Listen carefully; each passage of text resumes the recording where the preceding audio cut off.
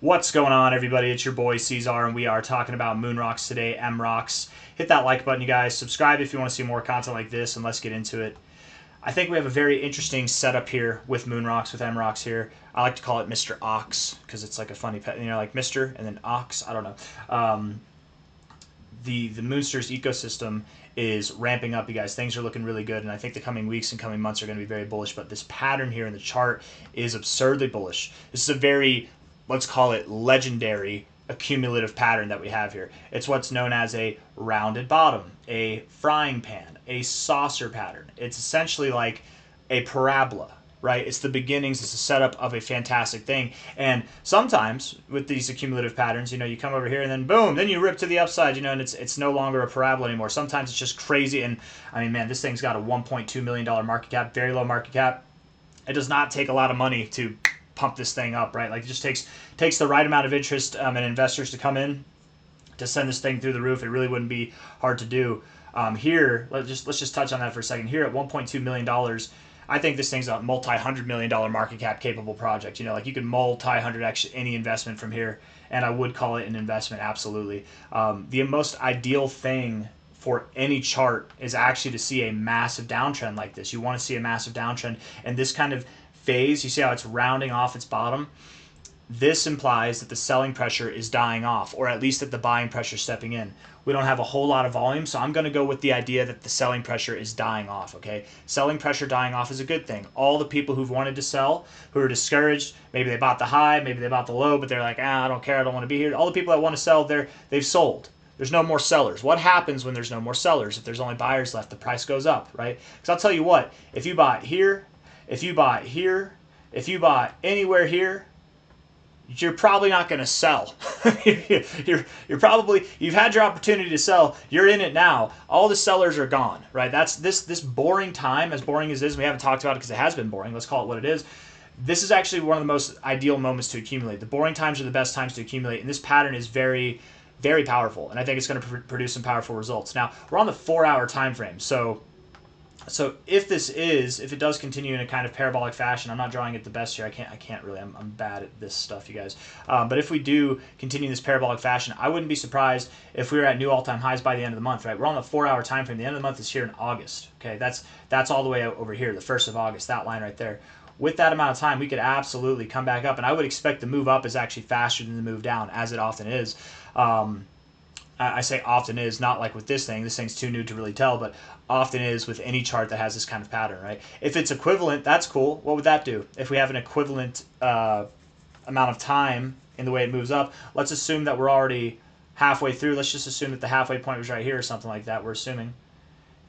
Maybe it's not by the end of July, but sometime in the middle of August that we're at new all-time highs. And these patterns, guys, they're awesome because it gives not only people the opportunity to sell who don't want to be a part of this anymore, but people an opportunity to buy who've been waiting to buy, or people who have not been waiting to buy, but they've been DCAing, right? The true believers, the diamond hands, it gives them a chance to step up and DCA more, and that just creates a really solid base to send this thing up and create a supply shock that will inevitably, again, cascade the prices higher in a rather fantastic fashion. I've seen this a bunch of times. I've been doing technical analysis for 9 years, you guys. This is my 3rd crypto bull cycle. I'm not just saying this is not just a fluff piece. This is genuine opportunity at its finest, and the charts don't lie. This is a very, very bullish accumulative pattern here. We're like halfway through it. We've got the upside to go now. We've had the downside. We've got the upside to go. New all-time highs would bring an 8.7x move above that, actually, because that's just where our all-time high is now. So 8.7x, 8.8x, whatever it is, 8.8x move. If we are to see new all-time highs, we let's take the high to the low that we've formed recently, right here. Oh, I guess that's the low right there. High to low. The 1272 is all the way up at 2 cents. You guys, we're at $0.0012 right now. A 2-cent price. Oh, that's not what I meant to do. I meant to get this one here. Let's see.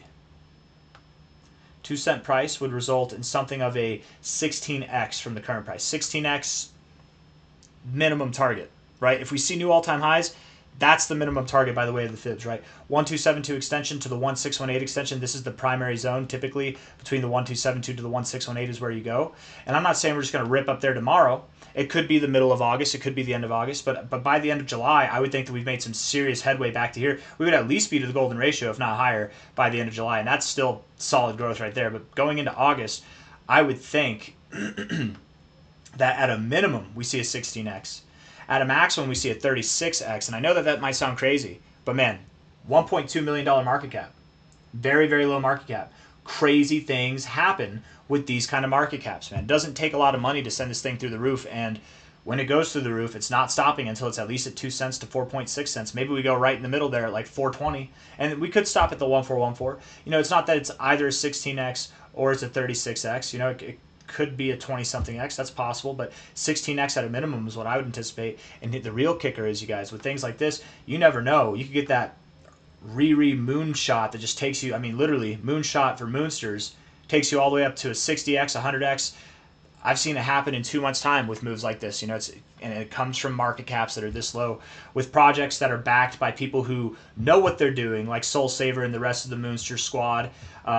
People that aren't just in it for a money grab, right? If you know the people that are behind this project, they are not in it as a money grab, man. They are good people, and they work hard, and it really shows. I mean, if you pay attention to what they do, man, they really do know what they're doing, and I have absolute faith that this thing won't only go to these targets that I'm talking about, but it will exceed these targets that we're talking about. I wouldn't doubt it if Moonsters got to $1 by the end of this cycle or more. I mean, hell, we've got a target all the way up here to $1.45. Just because there's targets up here doesn't mean it has to go up here, right? I mean, that's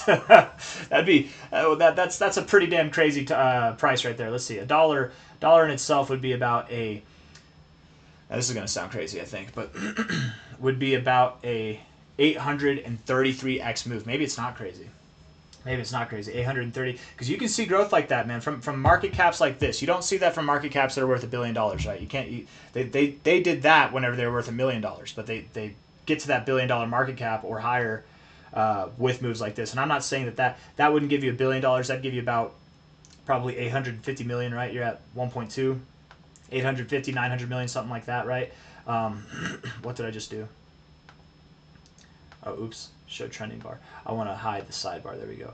But and again, we don't have to go all the way up to $1. It's just a nice kind of target to keep in mind. Really, I think it'd be more likely that we stop at 46 cents to $1.45. So even that's 1,000x. But 1,000x seems incomparable to a lot of people, or not incomparable. Sorry, impossible. Incomprehensible was the word that I was looking for.